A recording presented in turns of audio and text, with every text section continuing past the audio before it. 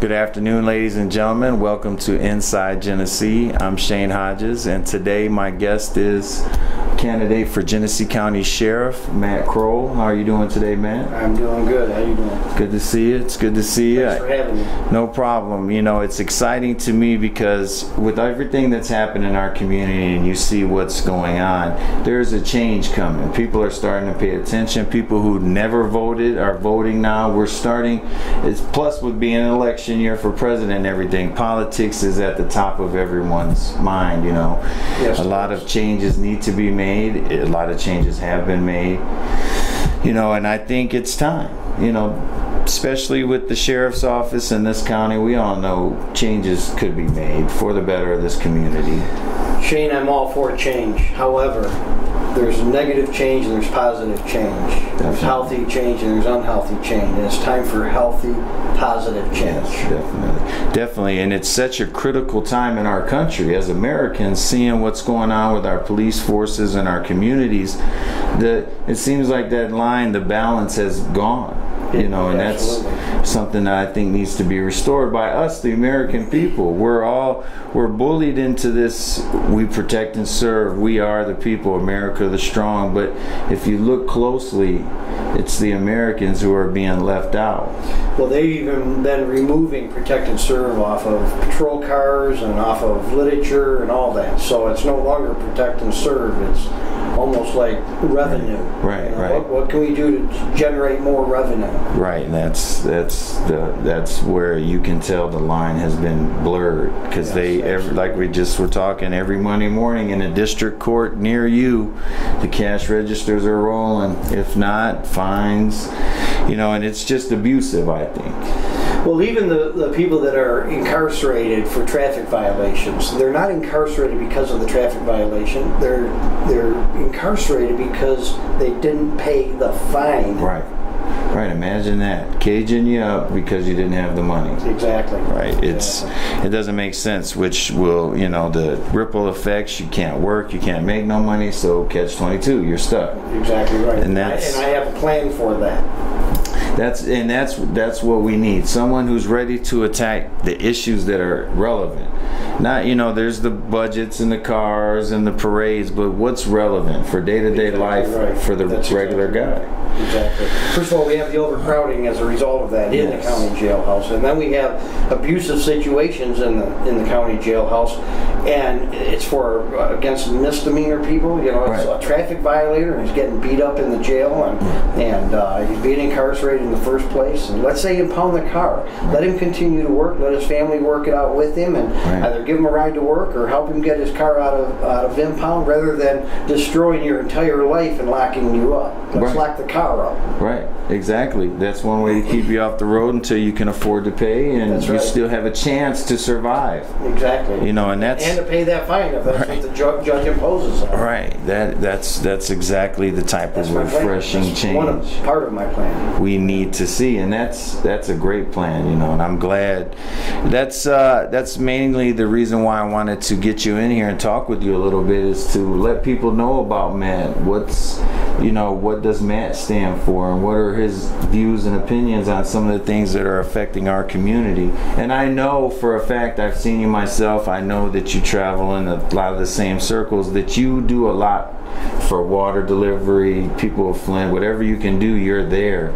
And I thank you for that. You know, it's much appreciated. This water crisis is unimaginable. I've been doing that long before I decided to run for sheriff. It's not something that I do because I am running for sheriff. It's exactly. Not a campaign thing that I'm trying to do. I've been involved ever since January, and the reason why I got involved in the water delivery is, one, my compassion for people, but I have a disaster organization. I've actually traveled all over the world, all over the country, doing disaster relief work. I work with the red cleanups, just dealing with people's lives and dealing with them on an individual basis as they've lost loved ones and so on and so forth. And like I said, internationally and nationally, and I've worked with a lot of different groups, including the Red Cross, United Way. And so why not, when a disaster happens in my hometown, go and deal with it. Definitely. Right? So since early January, I got involved, and I've been involved ever since. And, Yes. and it was as a result of being involved and seeing the lack of the county sheriff doing anything and almost snubbing his nose to the people of the city of Flint, and the people bringing the abuses, that was the biggest cry I heard on the streets handing out water, was not about the poison water, it was about the abuses in the jail. Right. And so I began to ask, okay, so what's the county sheriff doing about it? And it was evident he wasn't doing anything. Right. During, they made him switch after Dr. Mona, the Genesee County Health Department declared the emergency, and they made him for a couple weeks, and somehow he got around it by seeing his jail passed all water tests they're going back on. So I want to make it clear that while we were in a state of emergency water crisis with federal funds, National Guard, the inmates that were volunteered to go out and pass out water had to go back in and drink the same water. Poison water. Without filters, because you don't get filters on jail sinks. He even refused bottled water, from my understanding. Okay. The inmates weren't allowed to have bottled water, and people had offered the bottled water to the inmates. Right, and then I seen a video where he finally accepted some donations and started passing it out. Finally, at the end. And then got some of the deputies to volunteer and use the county vehicles for that, which is all honorable. Right. However, he turns around and sends the bill to over Flint. $500,000, Right. $500 and some thousand. Yes. That was amazing, wasn't it? For 1 week's helping hand here, give us $500,000. They're still working on getting that back. When I travel around the world and around the country doing disaster work, I self-fund it. I don't even ask people for donations. Once in a while, I'll get somebody to kick in some money, but I self-fund it. And I don't give anybody a bill afterwards. I just do it because of the compassion in my heart. That's fantastic. Now, do you think you doing what you do, going to different communities, seeing different local governments in action, do you think that made you want to spur this change that I think needs to happen in our country? Well, the change needs to happen, and I said from when I started hearing different things going on within the county, our local county, I said we need to get rid of the sheriff that's there. He's not doing the job that he was elected to do, and therefore I tried to encourage a number of other people, and you know a couple of those people. You sat in a couple meetings with me where I tried to encourage them to run for sheriff, and that I and some of the people that I am affiliated with would get behind them and encourage them and support them and campaign with them and volunteer with them. And all of those doors were closed. Yes. And so actually 2 of those, in one of the meetings you and I were at, looked at me and said, why don't you run? Right. And I'm just like, I'm not. Here it is. I've never been in law enforcement. And all of a sudden, here we are. A series of events, including I felt that God spoke to my own heart and said, you're going to run for sheriff. And that was verified. My wife agreed, and here we are. Here we are. It's fantastic. And this is our excited. community. Now I'm excited. Coming alive. Let's do this. Yes, it was fantastic. Just looking at the numbers in the primary, if you add them up. And the thing is those numbers that I got, those people did not have to vote for me because I'm running unopposed. Right. But they took the time. Thank you. God bless you. It's just incredible Yes, that it is. 10,733 people took the time to scratch my name. Yes, sir. And now, from my understanding, during the primary, you could only vote Republican or Democrat. Absolutely. So now that you can cross over in the general election, yes, it's going to be very interesting. And that's the other thing that I keep hearing time and time again is we need change. We need to get rid of the current sheriff. He's not doing what he's supposed to be doing. So that's the consensus in the community is so you can vote on your Democratic line, but you can cross over and vote for me for sheriff. Crow for sheriff. That's something that the community needs to know. And I don't represent government. I represent people. That's what I wanted to, lead into. That's great.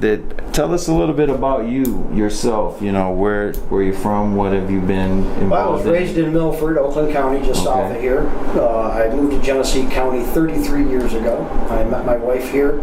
We've been married for going on 32 years this September. I raised my family here in the Lake Fenton area. We now reside in Linden. I've been a building contractor all over Genesee, Southeast Michigan mainly. And then I have the disaster organization, Blue Skies Global Disaster. And so we... So yeah, you've been busy, right, all over the state. So this is home. And Flint, I want my county seat, because Flint is our county seat. I want it to be that shining light, that beacon of hope for our community, not just for the Flint residents, but for the entire county, and bring Flint back to what it was meant to be in the very beginning. Yeah, they say as Flint goes, so does Genesee. That is our county seat, and that would be, as a resident, a goal to have our county seat the strongest and coming back stronger than it ever was before in a new and diverse direction, because one of the things, you can't expect different results doing the same thing. 20 years we've been doing the same thing and we've seen the effects of it. What boggles me is just I have no law enforcement. I live in a community that is surrounded by 26 different police agencies, but yet the crime rate is out of control. Out of control. I don't know. And even Chief Johnson, the Flint Police Department, the chief, he asked the sheriff for assistance with 911 calls, not for traffic stops or for crowd control or anything, strictly for answering 911 calls. 911 calls is when the people of the community call because they're in distress. Either somebody's sick or somebody's entering into their house unlawfully, a traffic accident. So they call, and you expect that the sheriff would say yes, he'll assist the city of Flint, and the sheriff adamantly said no. Right, as well as the state, because what he says, the state does not answer 911 calls. That's right. So, and that's what people don't understand. I've just recently understood myself the power of the sheriff. The sheriff has extreme powers over his jurisdiction and what goes on in his county. Absolutely. And that's what we need, someone who's going to stand up for the people and exercise that power when needed to be. When, for example, a water switch is happening and the sheriff says, hey, wait a minute, we need more reports. We need this to go right before we consider this.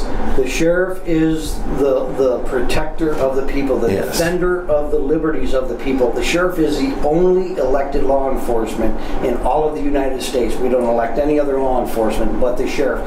And there's a good reason for that, because he's accountable then to the people. And it's up to the people to hold them accountable. My plan is to have a citizen advisory board, because power corrupts and absolute power corrupts absolutely. We've seen that in the current administration here. So I want to be humble. I want to offer myself to the community and build Republican and Democrat, old and young, black and white, Hispanic, in part of that citizen advisory board that will say, Matt, you're screwing up, stop it. And I'll adhere to that. I will offer myself and be humble enough to this advisory board to say, thank you. Thank you. Hold me to that. Definitely. And the same thing, I want the citizens. I will go and visit the communities one-on-one in the worst of the worst neighborhoods and in the best of the best neighborhoods and on the waters and in the streets and in the parks, because I want to know what the community is feeling about not only the sheriff's department but the local police departments and how they're handling the situation, because the sheriff has power over them, the sheriff has power over state, the sheriff has power over federal. And if somebody's screwing up, it's the sheriff's responsibility to protect those people. Exactly. Yes, and we've seen from our own personal example, it's not like it's happening all over the country. It's right here in our backyard. It happens here. And just like what's going on with Flint, I believe our community is diverse. It's full of strong people. It's full of people that we can use to rebuild this. Start somewhere new. Start the lead-free America. Start a revolution in community policing.